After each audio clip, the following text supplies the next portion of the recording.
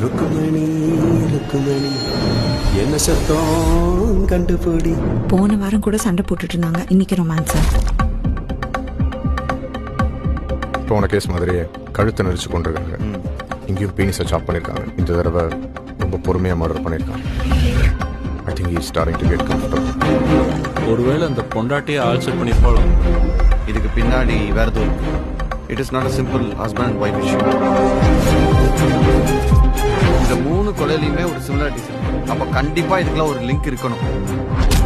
அதை நம்ம கண்டுபிடிச்சா மட்டும்தான் இதை நம்ம ஸ்டாப் பண்ண முடியும். அப்படி இல்லைன்னா இதோட ஃப்ரீக்வன்சி இன்னும் அதிகமாகும்.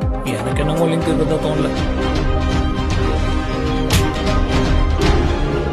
S, it's a serial killing. அப்படின்னா கில்லர் ஒரு ஆள் இல்ல.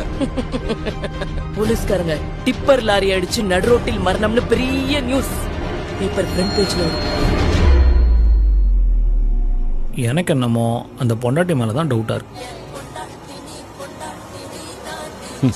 முதல்ல இதுக்கு ஒரு இன்வெஸ்டிகேஷன் போட்டாங்க.